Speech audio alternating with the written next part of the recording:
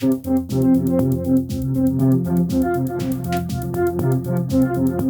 everybody. It's Elizabeth from Elpis Astrology at elpisastrology.com. I hope everyone is enjoying their summer in the Northern Hemisphere. So August is going to be a busy month. I know we've got September as the eclipse season starting, but this is almost a prelude to September. That's how I saw it. And, I always pick a few statements to summarize what I think this month is about. And of course, for August, I picked the portrait of Dorian Gray and then just the word justice. The portrait of Dorian Gray is a story about ostensibly a young man to begin with, who was doing very bad deeds to people and getting away with it.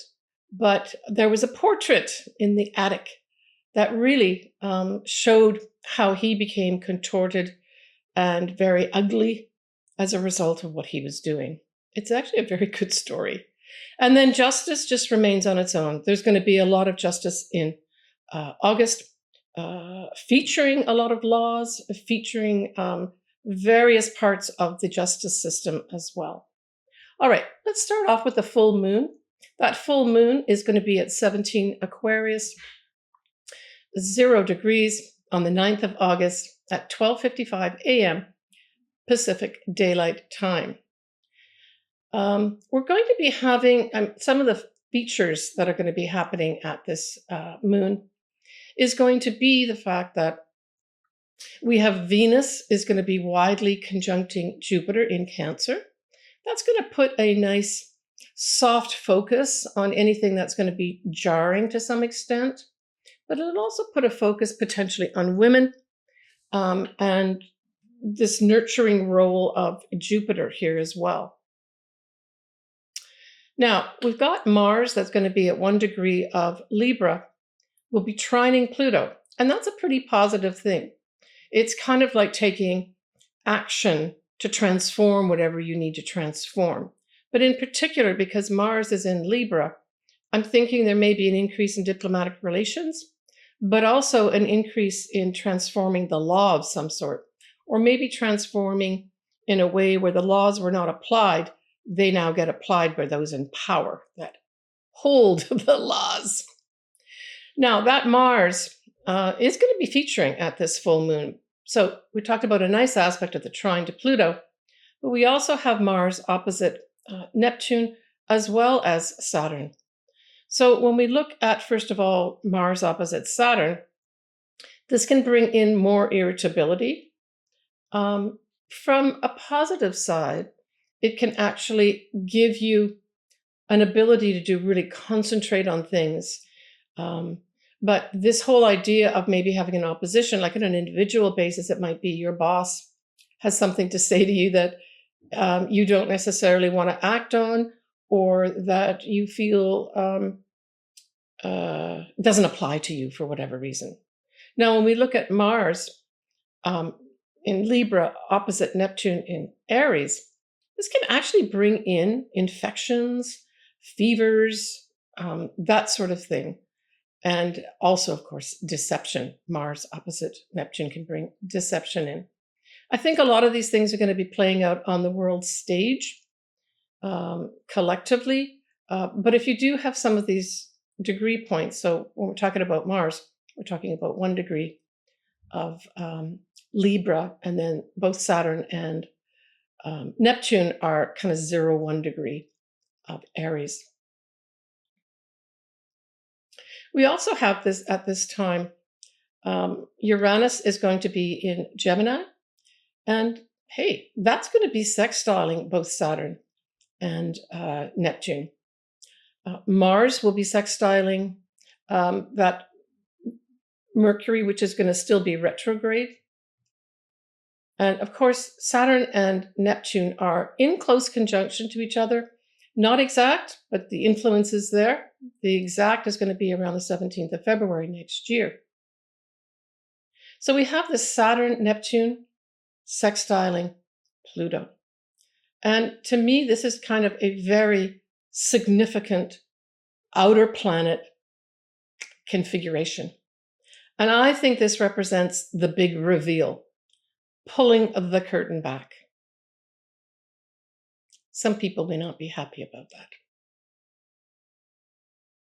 Now, Mars is going to be in Libra most of the month, emphasizing, like I said, anything to do with the law as well as diplomatic type relations. So those may be very active here. And certainly if you do have to yourself, say, get involved in that area of life, this could be very positive, make positive inroads, except for the couple things that I mentioned earlier on here. It will go direct at 4 degrees of Leo on the 11th of August. Venus is going to be spending a lot of time in Cancer. And then the Sun will be in Leo until the last week of August. And then the last week of August, that Sun will go into more conservative, fact-finding Virgo. So, when we just look at the Sun does rule Leo. But this could also be a month where we could, really enjoy ourselves. Now, enjoying ourselves can go from 1 to 100. But I would say August could be a month where you could maybe set some stuff in place where you actually enjoy whatever enjoyment is. Maybe just going to the beach, maybe walking by the ocean, maybe going into a forest, maybe just having some friends over for a barbecue. August might be a nice month with that Sun in Leo to do that.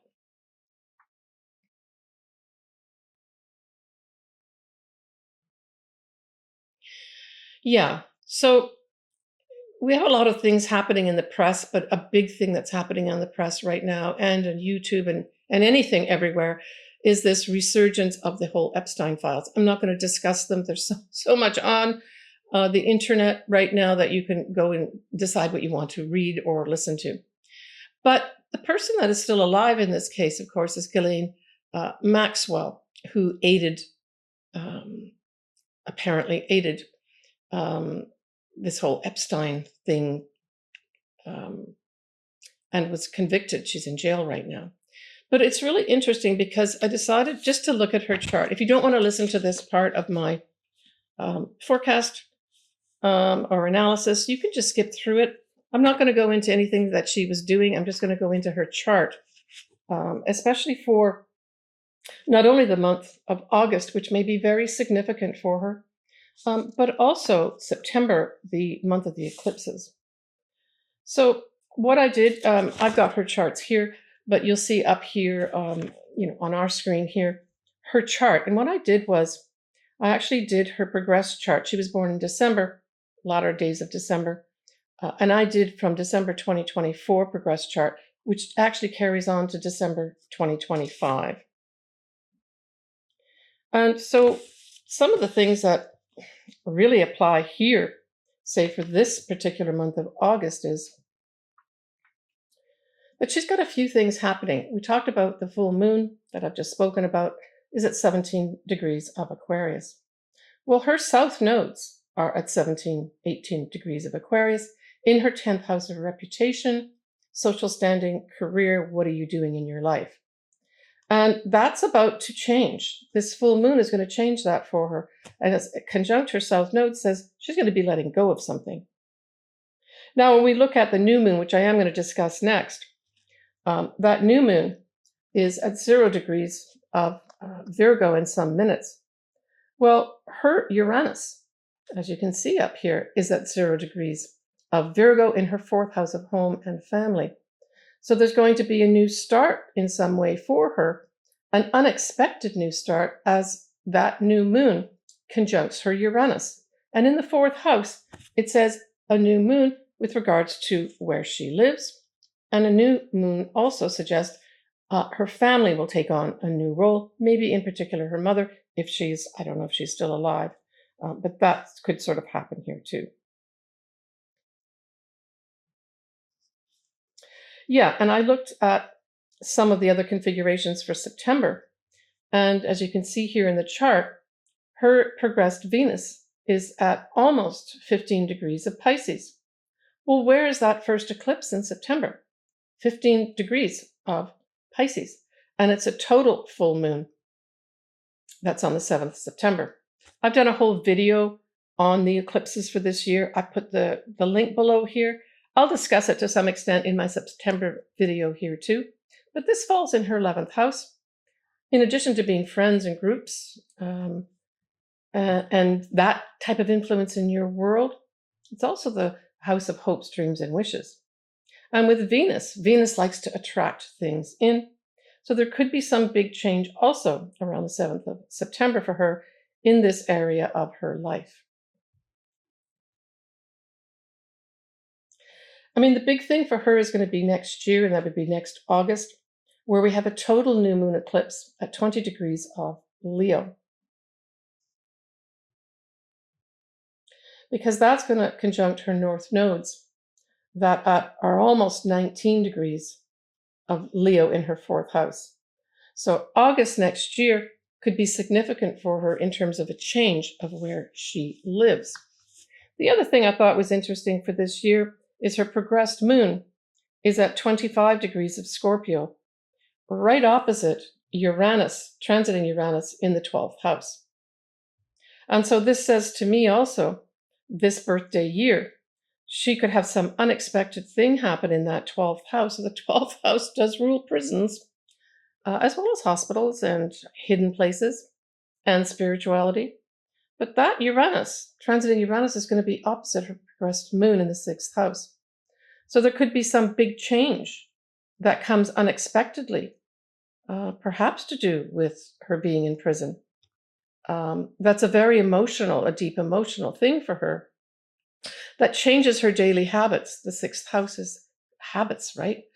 In terms of habits that you do day to day, activities that you do day to day. Typically, that would be our job, but it's also our health. So both these areas of life may be brought up as well during this time period. All right, I'll stop there with her and go on to our next lunation. Our next lunation is going to be a new moon in Virgo, and it's 00 Virgo, 23 minutes on the 22nd of August at 11:07 p.m. Pacific Daylight Time. Now we know that Mercury is now direct. It's not out of shadow yet, but it is going direct here, right?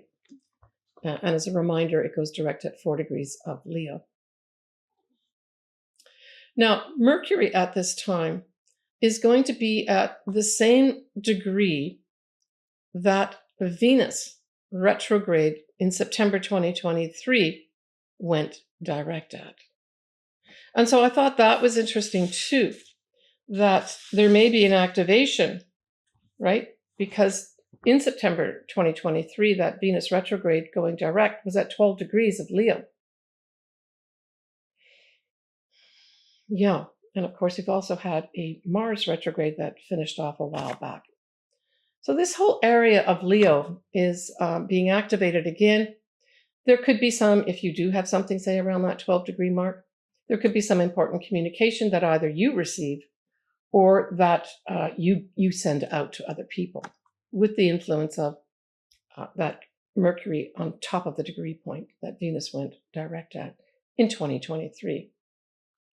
Now, because this moon is at 0 and sun is at 00 of Virgo, it really does emphasize the beginnings of a sign, right?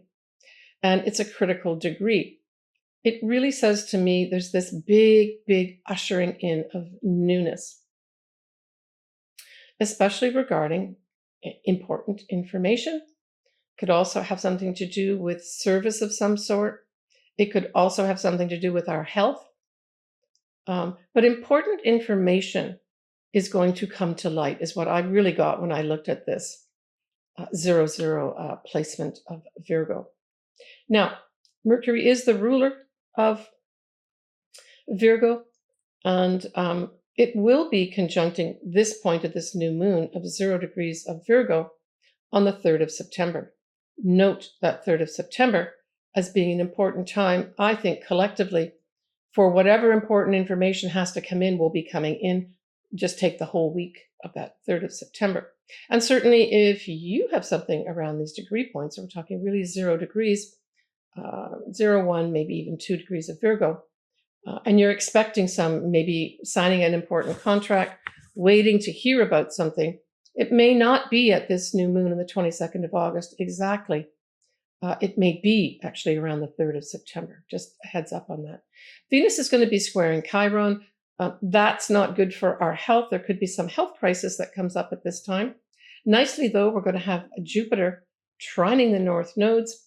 That's positive outlook for our future, connected in with the newness. We will have Mars widely squaring Jupiter. Usually you can't get a bad aspect with Jupiter, and even the square can bring in some positive movement forward for those folks that need it. Uranus, though, will be squaring this new moon and sun. So this is upsets. You're going to be desiring to break free of something with this influence of Uranus square.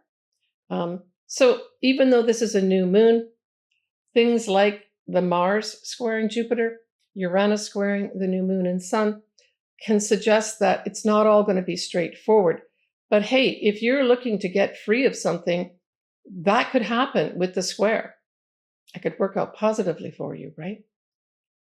But I think there's going to be, going back to what I said at the beginning, a huge breakthrough on important information that allows us to take some newness with regard to whatever it is that comes up.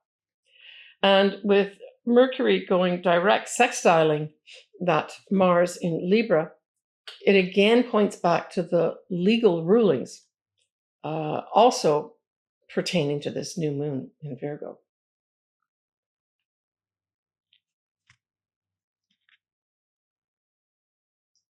Now, Mercury will be conjuncting the full moon in Leo and opposing the moon in Aquarius on the 26th and 27th of August. So we then talk about Mercury conjuncting the sun that was opposite the full moon in Aquarius. And then, of course, opposite the actual full moon that I spoke about at the beginning of this video, activating that whole full moon, whatever came up, towards the beginning of August. And like I said, that's going to be on the 26th, 27th of August. More information comes in. So I would say that, to me, this month of August, the feature type things here, the planets, are really the personal planets. And in particular, Mercury and Mars are going to be operating here to make things happen, to bring things to light. So there may be a little frustrations, but also you could break free maybe of some things that have been holding you back. And in some cases, maybe holding you back for your whole lifetime. They're going to pounce forward here, right? I'm just going to mention my appearances again that I'm going to be having at San Diego Astrological Society here in San Diego. I'll put the links below here in the text box, but I will be attending a volunteer event. It's called a bazaar, where they have all these types of astrologers, tarot card readers, anyone in the metaphysical arts coming in to volunteer their time. And you, the public, can come in, pay a very small fee, and access all these people during an evening. Usually it starts around 7 in the evening, and that'll be in August. But again, I'll put the links here below so you can get a better idea. Would love to see everybody. I'll be giving my lecture on decans. That'll be in September. I will record it, though, as I said last month, and post it for you if you can't get down, but it'd be great to see you. Now, when we look at this, the peak into September, of course, now we're starting into eclipse season month, which, like I said earlier, I think August is going to be a prelude to what September is going to give us. And what is it going to give us? It's going to give us that total full moon at 15 of Pisces. The new moon will be at that critical anaretic degree of 29 degrees Virgo, and Uranus will go retrograde in Gemini. Talk more about that next month. So when we look at maybe some people that may be in our world that are affected by that Mercury retrograde going direct at 4 degrees of Leo, and, you know, I've spoken about Leo representing royalty to some extent, right? Literally. And I looked at both Prince Charles and Queen Camilla's chart. And it's interesting because they have kind of parallel things in their chart, not everything, but in particular their ascendant, both their ascendants are in Leo. And we've got King Charles has his at 5 degrees, and Camilla has hers at 4 degrees. This really suggests that they will both be giving some kind of joint statement about some aspect of their life. The ascendant really says, I need to, and Mercury on top of it going direct says, we've given a lot of consideration to something and we want to tell you something as a joint statement. So expect something like that, sometime after Mercury goes direct on the 11th of August. But the other royal person that has something going on here is actually Charlene of Monaco. Her Sun and Venus in Aquarius and her 10th house also has this, and it also widely conjuncts her Mars in the 4th house of home.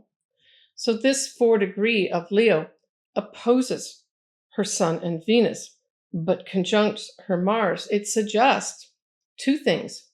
She's going to get an opportunity to change her home in some way, but also to change her reputation, her social standing, and potentially her career.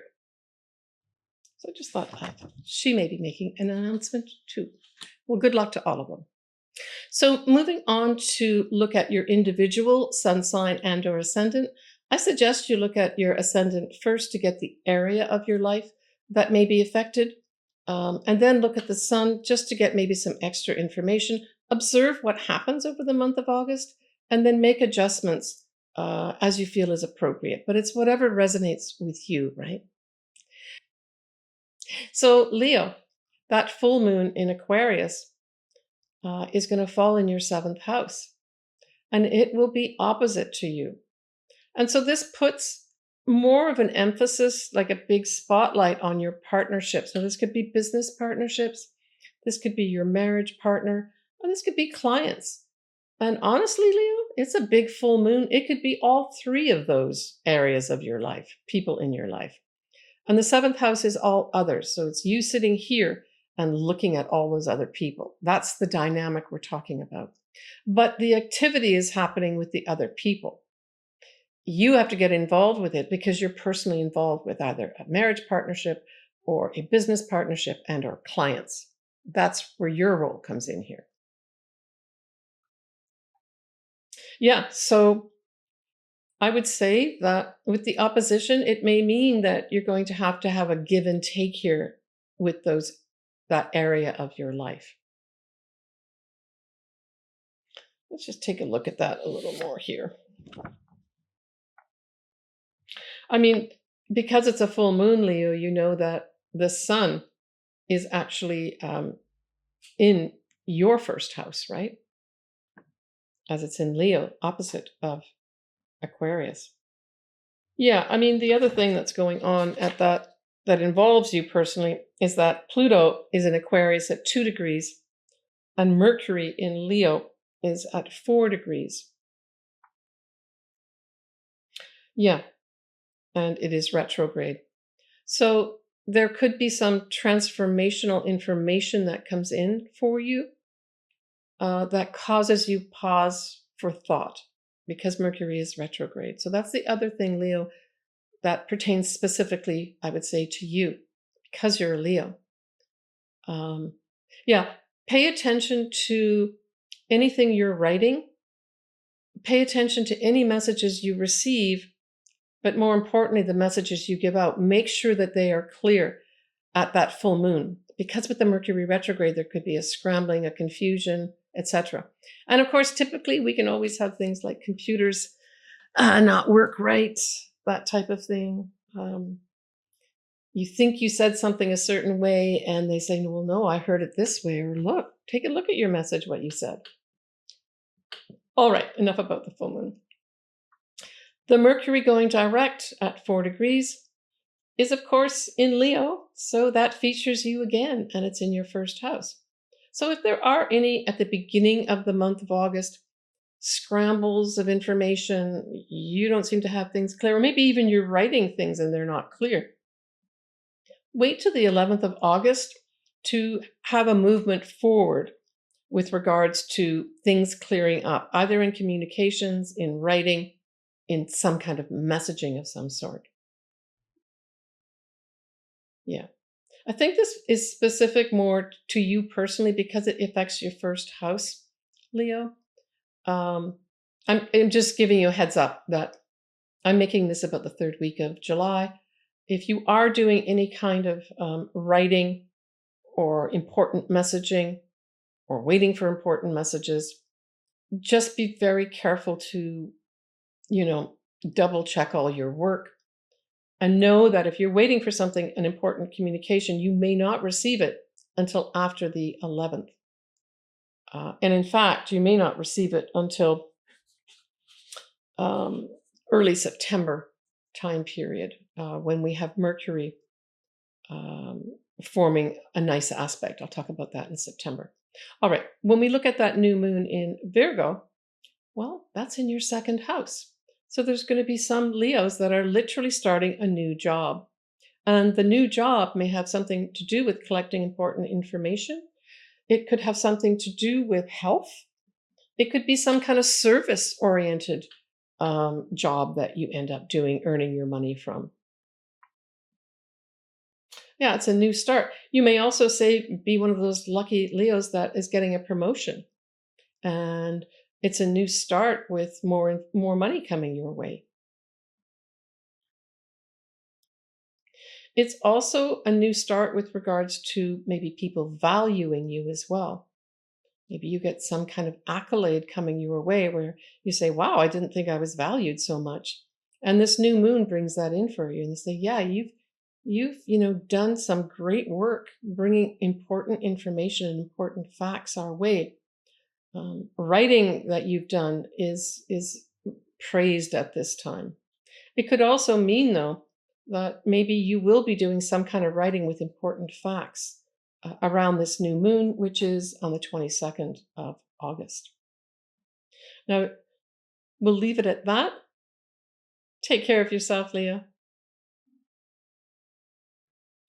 All right, everybody. Thanks for joining me today. I appreciate it. I hope we all get an opportunity in August to have some fun. That's what I'm left with here.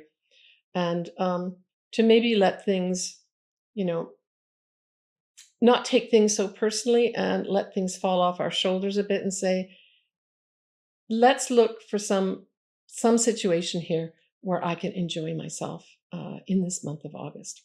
We've got September as a big eclipse month. I've already discussed a little bit about that.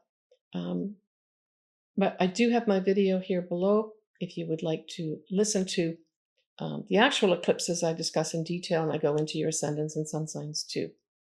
September's next. Stay tuned.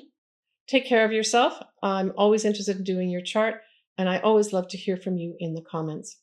Please take care, and lots of love sending your way. Bye for now.